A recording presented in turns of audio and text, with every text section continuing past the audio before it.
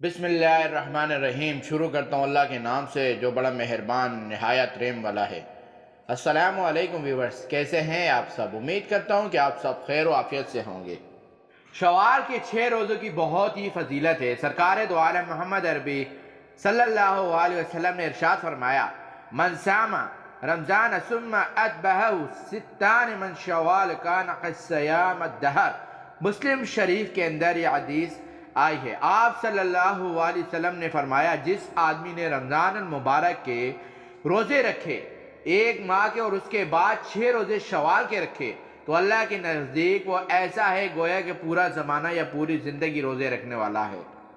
اور اب رمضان کے روزوں کے بعد شوال کے روزوں کی فضیلت آپ علیہ السلام نے بتلا دی۔ پھر مسلم شریف کے اندر یہ حدیث ہے، ابو ایوب انصاری رضی اللہ تعالیٰ عنہ اس کے راوی ہیں۔ مسند احمد کے اندر حدیث کے الفاظ تھوڑے سے چینج ہیں۔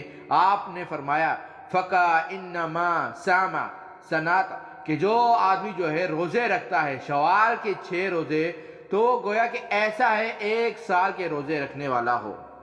اب علماء نے اس کی تقبیت فرمائی ہے کہ اللہ رب العزت قرآن حکیم میں ارشاد فرماتے ہیں، من جاء بالحسنۃ فلہ عشرہ امثالہا، کہ جو 1 نیکی کرے گا اس کو 10 گنا اجر ملے گا۔ اب جو 1 مہینے کے روزے رکھتا ہے تو اسے 10 مہینوں کا اجر ملے گا، اور جو 6 روزے رکھے گا اسے 60 روزوں کا یعنی 2 مہینے کا اجر ملے گا۔ اللہ کے نزدیک وہ 12 مہینے یعنی 360 دن روزہ رکھنے والا تصور ہوگا، کیونکہ 10 گنا اللہ نے اس امت کی ہر عبادت کو بڑھا دیا ہے۔ اب اس لیے جو روزہ رکھے تو وہ شوال کی 6 روزے رکھے، رمضان کی 1 ماہ کے روزے رکھے تو وہ آدمی 1 سال روزہ رکھنے والا، اور ہر سال شوال کے 6 روزے رکھنے کی وجہ سے پوری زندگی رکھنے والا تصور ہوگا۔ السامین والسماحات، قرآن حکیم میں اللہ رب العزت نے ارشاد فرمایا کہ روزے رکھنے والے مرد اور روزہ رکھنے والی عورتیں جو کثرت سے روزہ رکھتے ہیں، اس سے مرد وہ ہیں جو شوال کی 6 روزے بھی رکھ لیتے ہیں۔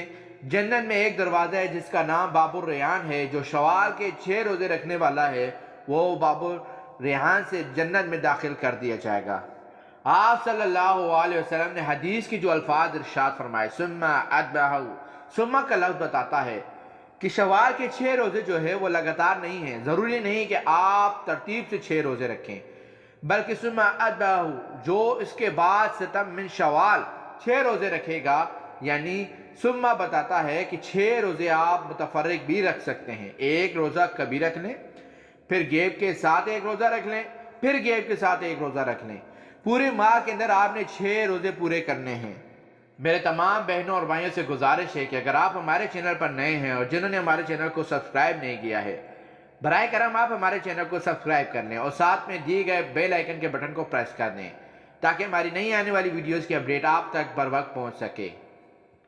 دوسری بات یہ ہے کہ جن مرد عورتوں پر فرض روزے قضا ہیں، پہلے وہ فرض روزے رکھیں۔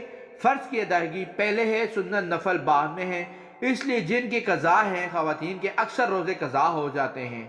ماہانہ اوزار کی وجہ سے وہ اپنے پہلے روزے فرض رکھیں اور شوال میں رکھ لیں، فوری رکھنے شروع کریں تو اللہ رب العزت ان کو دوہرا اجر بھی عطا فرما دیں گے، فرض بھی ادا ہو جائے گا اور نفل کا اجر بھی انشاءاللہ مل جائے گا۔ تو اس لیے شوال کے روزوں کو اللہ نے فضیلت عطا فرمائی ہے کہ پورا سال کے روزوں کا اجر ملتا ہے۔ اور یاد رکھیں ایک خاص عمل کہ یہ جو 1 سال کا لفظ ہے یہ تو حدیث کا ہے، لیکن آگے جو ہے رمضان کے 30 روزے اور 6 روزوں کا یہ 36 روزوں کا 10 گنا جو فضیلت بتائی جاتی ہے۔ قرآن آیات سامنے رکھ کر یہ علماء کی شرح ہے، علماء کی تشریح ہے، یہ حدیث کی نہیں ہے، لیکن قرآن کے الفاظ کی ترجمہ ہے اور اس کو سامنے رکھ کر بیان کیا گیا ہے، اس لیے 10 گنا اجر بڑھ جاتا ہے۔ اللہ رب العزت ہمیں شوال کے روزوں کی سمجھ عطا فرمائے۔ میری بہنوں اور بھائیوں، یہ آج کا وظیفہ تھا۔ امید کرتا ہوں کہ آپ کو ہماری آج کی ویڈیو پسند آئی ہوگی۔ اگر آپ کو ہماری ویڈیو پسند آئی ہے تو ویڈیو کو لائک کر دیں اور ویڈیو کو اپنے دوستوں اور فیملی ممبر کے ساتھ شیئر کر دیں۔ پھر ملتے ہیں ایک نئی ویڈیو کے ساتھ، ایک نئے وظیفے کے ساتھ، تب تک کے لیے دیجیے گا اجازت۔ خدا حافظ۔